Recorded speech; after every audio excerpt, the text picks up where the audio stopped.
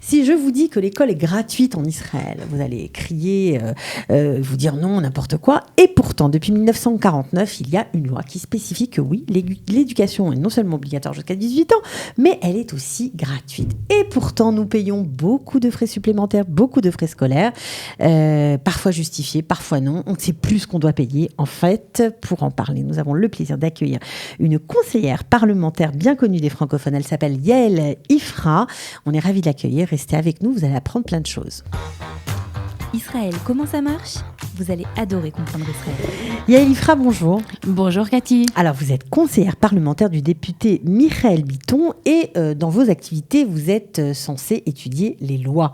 Donc, votre spécialité, c'est ça, c'est éplucher les lois, voir ce qui ne va pas, voir ce qu'on peut améliorer. Et vous avez été, dans votre travail, amenée à toucher au sujet de l'éducation. Exactement. Alors, vous savez qu'on est dans une période un peu spéciale, Cathy. On un est peu troublée. Voilà, pas seulement troublée, mais on est en période préélectorale.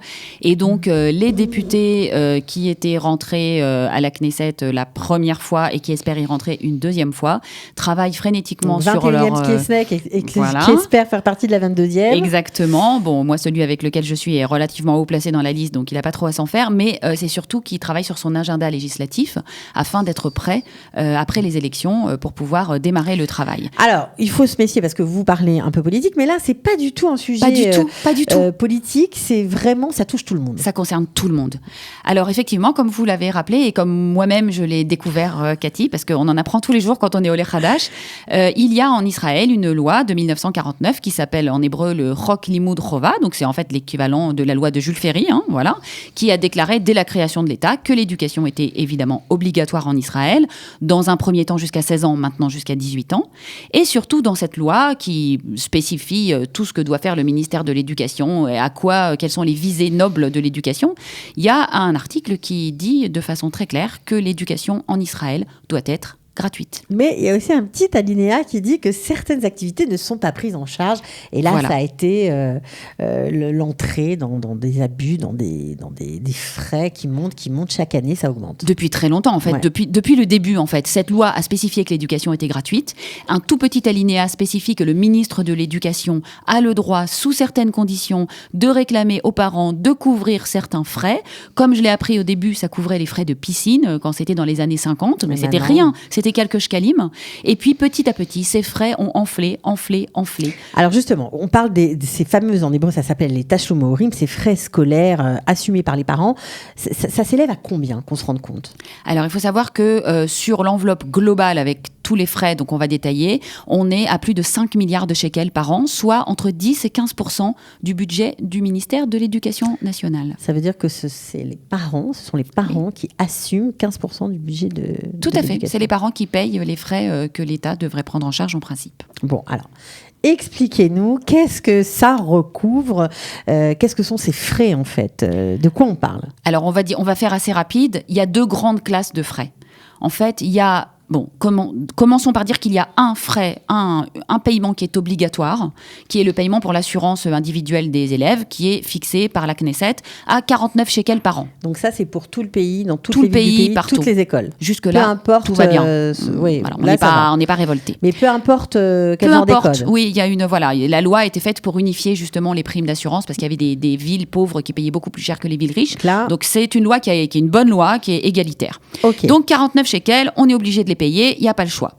Ensuite, on passe à une deuxième classe de frais qu'on appelle les tashlumé reshut. Alors, ces tashlumé reshut sont des frais, comme leur nom l'indique, qui sont traduire ça, optionnels, ce sont des facultatifs, optionnels. Le problème, c'est que ces frais couvrent des activités que nous, on est amenés à considérer comme faisant partie de l'éducation de base des enfants. Ces frais couvrent, par exemple... Nous, c'est quoi ? Nous, Israéliens francophones ? Non, nous, tous les parents. Tous les parents. Non, parce qu'en France, on payait pour les sorties scolaires. Souvenez-vous, on payait à chaque fois. Voilà. Alors, dans le public, on paye très peu. Dans le privé, on avait tendance à payer beaucoup parce qu'on nous expliquait. Ici, en fait, ça couvre... il y a différents frais. On va dire, par exemple, le tioul shnati. D'accord ? Donc, en Israël, c'est très important, le tioul. Le shnati, c'est là c'est l'excursion annuelle. Voilà. Donc, son prix est fixé à, par exemple, 50 shekels dans les petites classes et à 350 shekels en Yudbet parce que c'est même plus que ça. Ça va durer 2-3 jours. On va dormir dehors. On a des cars. Bref. Il y a la fête de fin d'année, qui également fait partie des Tachloum et Reshoot. Donc, si on vous demande de l'argent pour la fête de fin d'année, il ne faut pas payer parce que vous l'avez déjà payé. Vous avez des cotisations aux associations nationales de parents. Attendez, parce que vous allez un peu vite. Il ne faut pas payer parce que vous l'avez déjà payé, ça veut dire quoi ?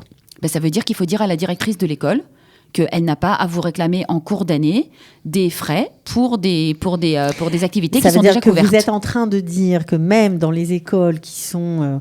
alors, y a pas, et vous allez me dire aussi qu'il n'y a pas d'école semi-privée ou semi-publique, je ne sais pas comment vous voulez appeler ça.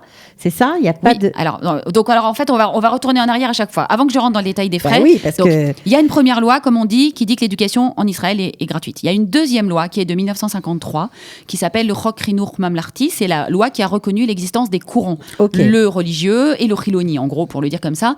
Toutes ces écoles sont publiques, voilà, quelles qu'elles soient. Plein de choses les seules écoles qui ne sont pas publiques en Israël sont les écoles du Chinur Atzmai, qui sont les écoles des Haredim, soit les Bet Yaakov, soit encore d'autres écoles, pour lesquelles les profs, elles sont subventionnées, mais les profs ne sont pas payés directement par l'éducation nationale, elles font leur propre programme, on sait bien tous les problèmes qu'il y a. Alors, voilà. Si toutes les écoles sont publiques. D'accord, donc si les écoles sont publiques, l'éducation est gratuite, donc on ne devrait rien payer, c'est ça ? Tout à fait. À part l'assurance obligatoire de 49 shekels. Voilà, donc je reprends. Donc cette loi de 1953 qui fixe qu'il y a des écoles religieuses et des écoles Hiloni fixe aussi dans un de ces articles que les parents peuvent, sur leur initiative, réclamer que leurs enfants reçoivent, dans le cadre de l'école, des programmes d'enrichissement, des heures supplémentaires, que ce soit de maths, que ce soit d'anglais, que ce soit de Torah, bien entendu, des travaux manuels, du matériel supplémentaire, etc.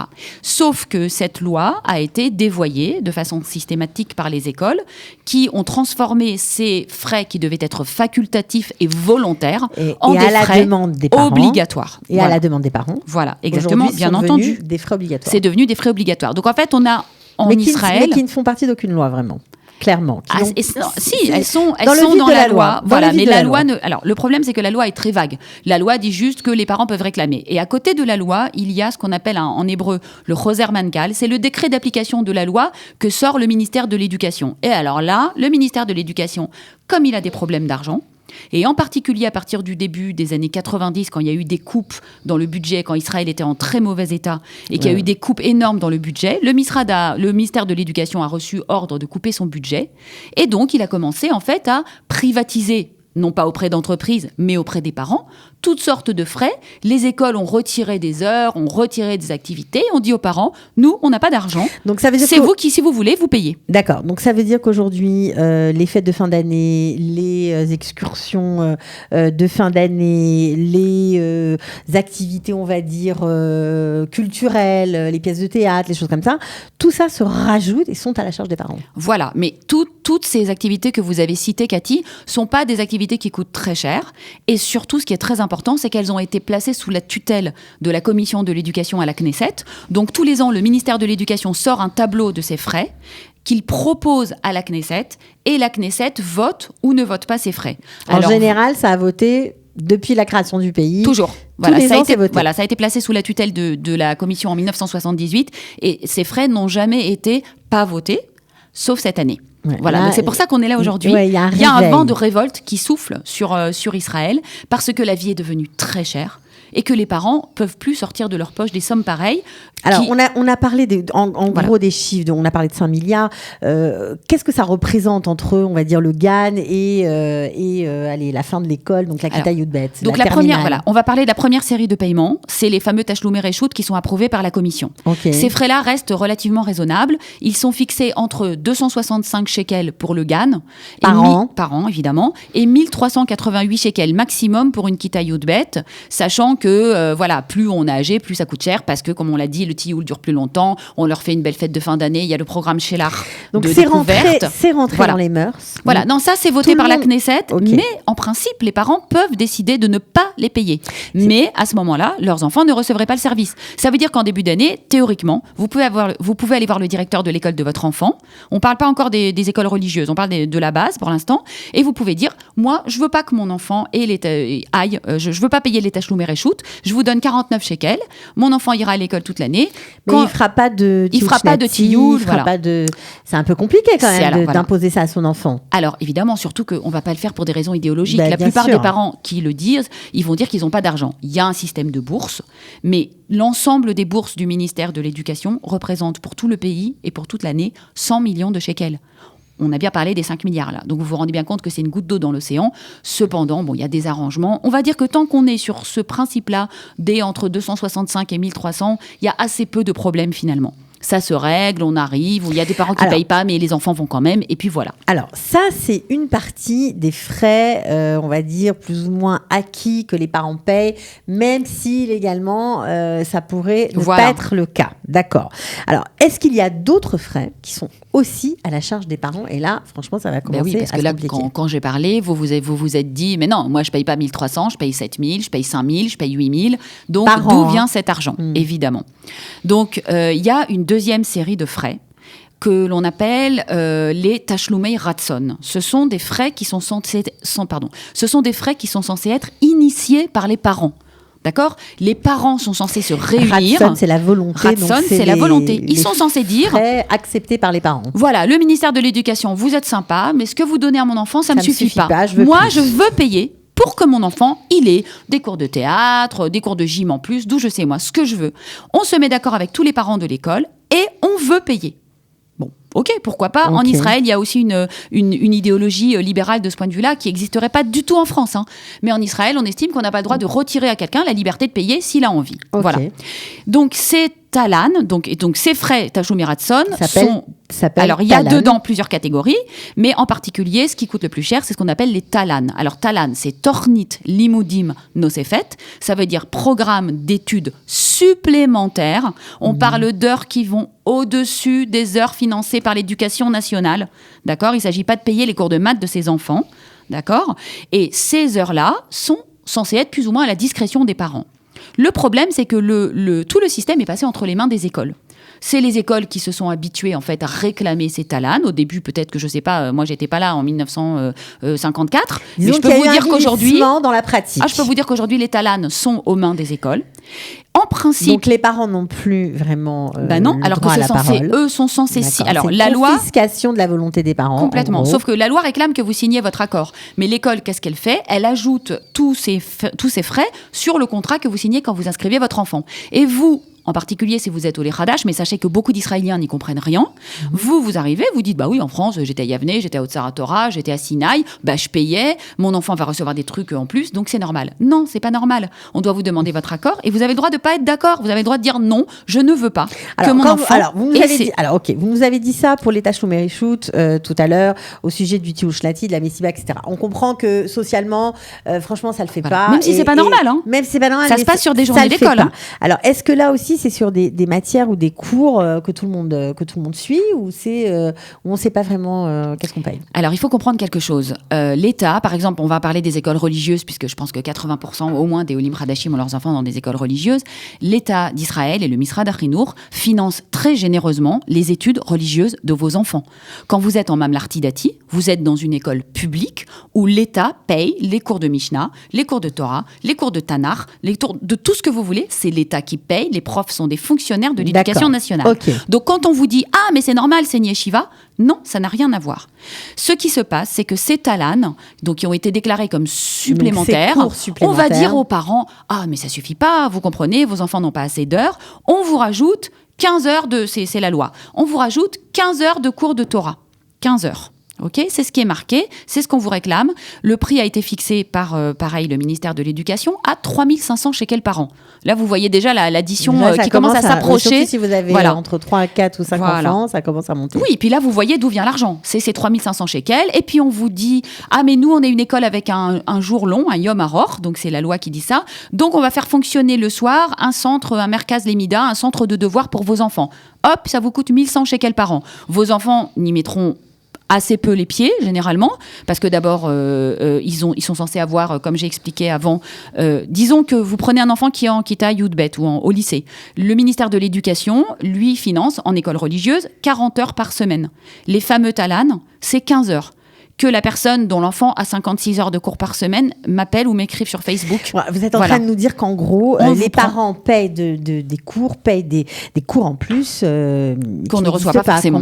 Des fois oui, des fois non. Je ne peux pas dire pour toutes les écoles, mais il y a beaucoup d'abus.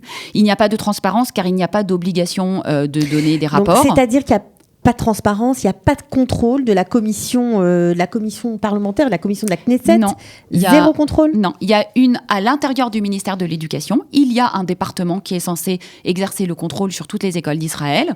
Ils sont submergés de demandes. Ne croyez pas, il y a beaucoup de gens qui se plaignent, mais en fait le contrôle n'est pas vraiment exercé. Et on a découvert des cas où les écoles prenaient des billets d'avion et partaient en séminaire, au séminaire ou en voyage. Une mère m'a raconté qu'ils avaient découvert qu'un des profs s'était acheté un vélo avec l'argent des Talan. Ça paraît incroyable. Non, c'est absolument vrai. Il y a beaucoup d'abus. Alors, tout le monde n'abuse pas, mais ce que ça veut dire, c'est qu'il faut être vigilant. Il faut connaître la loi. Qu'est-ce qu'on fait si vous me dites qu'il n'y a pas de contrôle, que c'est à la discrétion, c'est à la discrétion des écoles, on fait quoi? On fait la révolution? Non, il faut réclamer. Non, on est censé recevoir le détail des frais au début de l'année. D'accord, il faut les éplucher, il faut regarder. Ensuite, quand vous recevez l'emploi du temps de vos enfants et que vous avez signé sur votre papier qu'il va y avoir 15 heures de programme, même si vous êtes en Mamlarti, en école Riloni, en école Mamlarti, il y a aussi des Talan. C'est limité à 5 heures. Mais vérifiez que vos enfants reçoivent ces heures. Alors, l'Éducation nationale a inventé un système de pondération en fonction du nombre d'élèves pour baisser artificiellement, pour dire c'est pas 15, mais c'est 11. Mais personne ne reçoit 11 heures. Aucun enfant n'a 11 heures supplémentaires ou 15 heures supplémentaires. Donc, vérifiez, demandez, intéressez-vous. Vérifiez que l'enfant reçoit les heures et refusez de payer les frais qui ne vous intéressent pas. Alors c'est très difficile, c'est une pression sociale énorme. Des parents sont mis vraiment au banc de la société. Oui, parce que là, on pense, nous, à des grandes villes, mais il y a aussi parfois des villes plus petites où il n'y a pas vraiment le choix des écoles, où les parents n'ont pas le choix, ils sont obligés, s'ils veulent faire... Il y a parfois une école... Les parents ne savent pas. Israël se caractérise par une opacité très très forte de tout le gouvernement, de tout le système bureaucratique, de toute la législation. Pour quelqu'un qui vient de France, où il y a beaucoup de transparence et où on comprend les choses et où c'est expliqué, c'est très difficile. Il y a une bureaucratie déjà qui est ici pléthorique. Alors, qu'est-ce qu'on peut faire, par exemple, puisque le thème de notre émission, il ne faut pas le perdre, c'était Tashlum et Horim, les frais les frais scolaires payés par les parents. Vérifiez que vos enfants reçoivent les prestations que vous avez payées. Si en début d'année, il y a marqué, par exemple, 2 Shabbatot. Ok, on a le droit de me réclamer 2 Shabbatot, 600 ou 700 shekels, quelque chose comme ça. Et puis après, l'école vous dit « Ah oui, mais non, le 2e Shabbat, on n'a pas pu, la prof, elle était malade, ou ça s'est pas fait, ou il y a eu une grève. » Il faut réclamer. Quand vous rend de l'argent, l'argent est à vous, il faut le réclamer, et on rend. Le ministère de l'Éducation donne systématiquement raison à tous les parents. Systématiquement, je peux vous le dire. Il y a des parents qui se sont fait rembourser des 5 000, des 6 000, des 7 000 shekels. Quand vous demandez à voir l'emploi du temps de vos enfants, vous pouvez demander où sont les heures de Talan. On ne vous demande pas de rentrer en guerre avec les écoles. Mais un parent avisé en vaut 2. Bon, alors cette année, ça a été, parce qu'on pourrait parler encore très longtemps, mais cette année, ça a été un grand boom, on va dire, parce que justement, ces fameux frais scolaires payés par les parents n'ont pas été validés à la Knesset. Il y a eu une opposition et ça n'a pas été voté, on va dire. Ils ont fini par être votés, parce que sinon, il n'y aurait pas eu de rentrée scolaire. Bien sûr, mais on a obtenu, le ministère s'est engagé à faire un plan pluriannuel de baisse des fameux programmes supplémentaires, des fameux Talan, jusqu'à les supprimer. C'est devenu un élément d'inégalité majeur en Israël. Il y a des gens qui se saignent aux 4 veines pour payer des écoles dont ils ne comprennent pas qu'elles soient publiques. Je vais terminer avec une toute petite anecdote et je le dis pour les parents Olim. Il y a beaucoup de Olim Hadashim qui regardent cette émission. Parce que quand vous je vais le faire très vite. Il faut tout analyser, il faut regarder tous les frais, etc. C'est un peu compliqué pour certains. On est d'accord. Alors mes filles, par exemple, moi j'ai 3 filles, dont 2 sont rentrées dans une école Mamlarti Dati, donc une Ulpena, assez connue à Jérusalem, dont je ne donnerai pas le nom. La première année, mes filles ont eu un programme d'Ulpan à l'intérieur de l'école. Elles avaient 16 heures d'Ulpan par semaine. Elles ne mettaient donc évidemment pas les pieds quasiment dans aucun cours. J'ai payé la pleine scolarité pour toute l'année. Vous auriez pu réclamer... Mais bien entendu. Et j'ai été voir la directrice. Je lui ai dit, je comprends pas, mes filles ne vont pas en cours, pourquoi je devrais payer? Elle m'a dit, ah mais non, ah mais c'est un global, et il y a le Shabbat, et il y a le séminaire. Elle m'a enfumée d'une façon incroyable, alors qu'en fait, j'ai payé 15 heures de Talan, 15 heures de cours de Torah supplémentaires, que mes filles n'ont jamais suivi, qui m'ont coûté 4 000 shekels pour l'année. J'étais Ola Hadasha. Faites attention les parents aussi, pour tous les parents Olim, vous recevez une bourse du Misrad Aklita. Un enfant, Olé Khadash, c'est un enfant qui fait gagner beaucoup d'argent à son école, il faut que vous compreniez. Donc les écoles reçoivent pour vous un sale Klita et elles doivent vous le déduire des frais de scolarité. Dans cette même école, j'ai dû réclamer 4 fois qu'on me descende le salklita du coût total de la scolarité, des frais que j'avais payés pour les cours que mes filles n'avaient pas reçus. Donc je vous le dis, Israël n'est pas... Oui. Israël n'est pas un pays d'enfants de cœur. Je le dis, on est très heureux, on est sioniste, on est content d'être arrivé. Je le dis à chaque fois, c'est pas une raison pour se faire arnaquer. Mais on a des droits, il faut les faire, les faire valoir. Donc vous me connaissez, vous m'écrivez sur Facebook. Je connais très bien la loi, toutes les personnes qui ont des problèmes. Écrivez-moi et je vous aiderai. Voilà, on ne peut que vraiment saluer cet appel. J'espère que... C'est la moindre des choses. Mais non, mais on veut des Olim heureux. Cathy. Bravo. Et puis en plus, elle est vraiment au point, vous l'avez constaté. Donc Yael Ifra, vous la contactez sur Facebook, pas de problème. Voilà, et vous répondrez. Oui, je répondrai. Bon, merci pour ce point, voilà, sur ces fameux frais payés par les parents, frais scolaires. On espère que ça va diminuer d'année en année. Oui, puis il faut être vigilant, c'est tout. Soyez vigilants. Voilà, puis à force de réclamer, peut-être qu'ils vont en avoir marre. Ah oui, non, mais ça va se faire, ça va finir par baisser. Merci beaucoup Yael, à bientôt. Merci Cathy. Ciao. Israël, comment ça marche ? Vous allez adorer comprendre Israël.